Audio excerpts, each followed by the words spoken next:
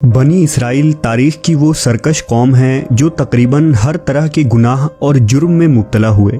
ان میں ہزاروں پیغمبروں کو مبعوث کیا گیا، لیکن اپنی شیطانی فطرت کے سبب وہ بار بار توبہ کرنے کے بعد بھی اللہ کے نافرمان ثابت ہوئے۔ پیغمبروں اور کتابوں کے انکار سے لے کر نبیوں، رسولوں اور صالحین کو قتل کرنا بنی اسرائیل کی بدبخت ترین جرم تھا، جسے وہ ہر دور میں کر رہے تھے اور فتنہ و فساد پھیلا کر شریعت موسوی کا مذاق بنا رہے تھے۔ لیکن ان تمام برائیوں اور گناہوں میں ایک ایسا گناہ شامل ہے جس کی وجہ سے بنی اسرائیل نے اپنی تاریخ کو ہی مسخ کر دی اور اللہ کے سچے بندوں کی شخصیت کو داغدار کرنے کی کوشش کی۔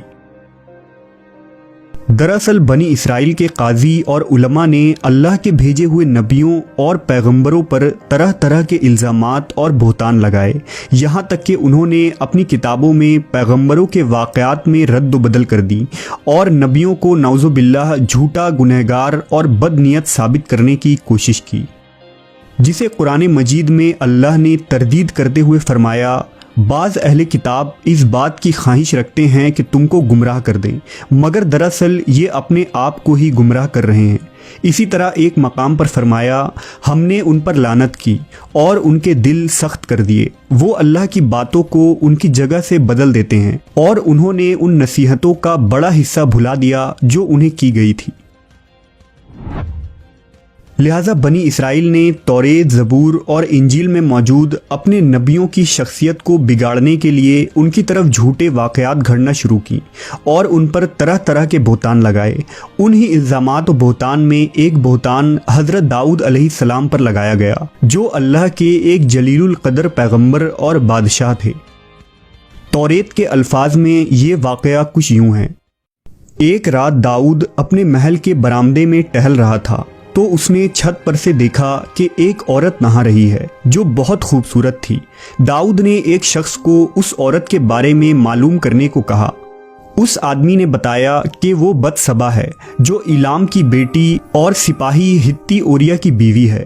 تب داؤد نے اپنے آدمی بھیج کر اسے اپنے پاس بلایا اور وہ اس کے پاس آیا اور اس کے ساتھ ہم بستر ہوا۔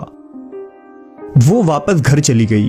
وہ عورت حاملہ ہو گئی اور اس نے داؤد کو خبر بھیجا کہ میں حاملہ ہوں۔ بتسبا کا شوہر اوریا داؤد کے فوج میں سپہ سالار تھا، لہذا داؤد نے اوریا کو اپنے دربار میں بلایا، کچھ دن اسے محل میں مہمان بنایا اور پھر اوریا کو اپنے وزیر خاص یوآب کے ساتھ جنگ پر بھیج دیا۔ جب یوآب اوریا کے ساتھ جنگی محاذ پر پہنچا تو داؤد نے یوآب کو ایک خط لکھا کہ اوریا کو جنگ میں ایسی جگہ پر رکھنا جہاں موت کا زیادہ سے زیادہ خطرہ ہو۔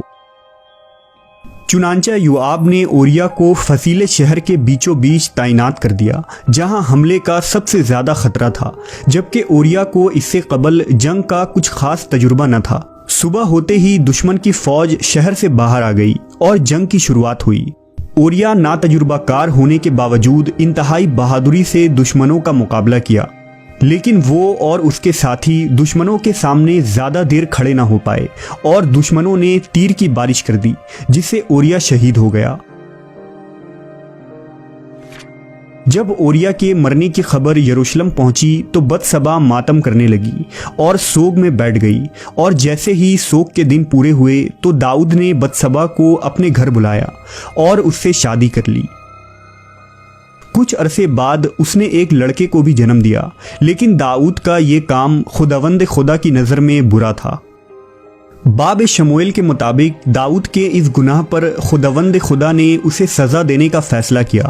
ان دنوں ناتن نبی جو یروشلم میں تھے وہ خداوند کے پیغام کو لے کر داؤد کے پاس آئے اور داؤد سے کہا کہ خداوند کہتا ہے کہ میں نے تجھے مقام و منصب عطا کی، تجھے یروشلم کا بادشاہ بنایا، تب بھی تو نے یہ گناہ کیا۔ میں تو تجھے اور بہت کچھ دینے والا تھا، لیکن تو نے خداوند کی نافرمانی کر کے یہ برا کام کیا۔ تو نے ایک شخص کو مروایا، اس لیے میں عذاب تیرے گھر میں ڈالوں گا۔ کچھ دنوں بعد بتسبا سے داؤد کا پہلا لڑکا پیدا ہوا تو وہ ایک بیماری میں مبتلا ہو گیا اور کچھ ہی دنوں میں وہ مر گیا۔ اس بچے کی موت سے داؤد سمجھ گیا کہ خدا اس سے ناراض ہے اور یہ اس عمل کا انجام ہے جو اس نے ماضی میں کیے تھے۔ بچے کی موت کے بعد داؤد نے روزہ رکھا اور خداوند کے سامنے سجدے میں گر پڑا۔ وہ پچھتا رہا تھا اور خداوند سے معافیاں مانگنے لگا۔ داؤد نے سچے من سے ایماندار ہو کر اپنی غلطی کو خداوند کے سامنے تسلیم کیا اور توبہ بھی کی۔ لہذا خداوند نے اس کی توبہ قبول کی اور اسے دوسرا بیٹا عطا کیا جس کا نام اس نے سلیمان رکھا، جو خداوند کا فرما بردار رہا اور آگے چل کر ہیکل کی تعمیر کی۔ علماء یہود نے اپنے مقدس کتاب میں جو الزام حضرت داؤد علیہ السلام پر لگائے، اسے اتنا عام کیا گیا کہ یہ زبان زد ہو گیا، یہاں تک کہ بعض مفسر قرآن نے بھی تفسیر کی کتابوں میں اس قصے کو ایسے ہی نقل کر دی، جو ایک فاش غلطی تھی۔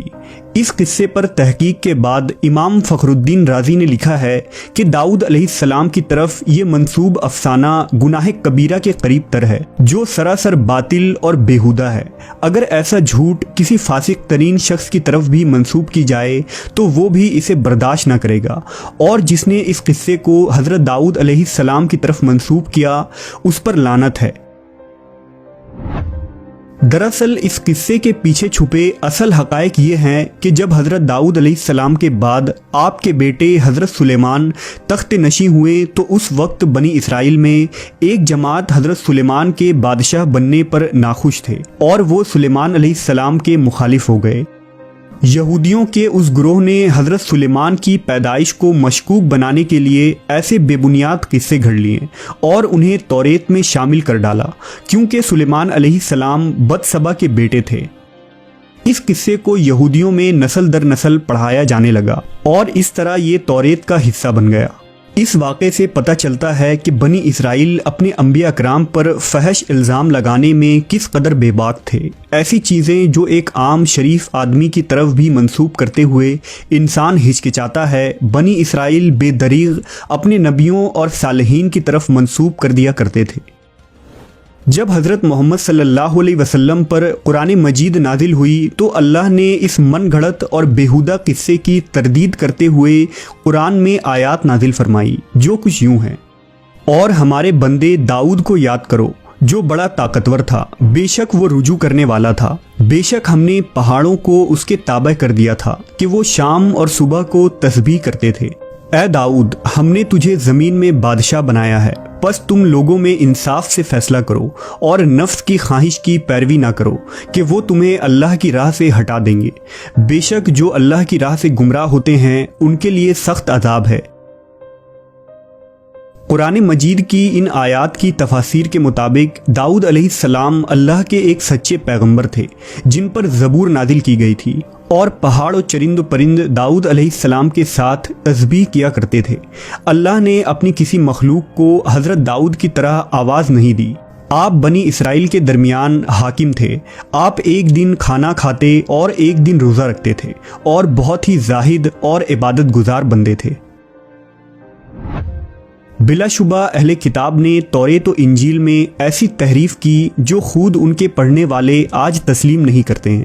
وہیں قرآن کریم رہتی دنیا تک کے لیے کتاب ہدایت ہے جو ہر قسم کی رد و بدل اور تحریف سے پاک ہے اور قیامت تک کے لیے انسانوں کے لیے ہدایت و نور کا سرچشمہ ہے۔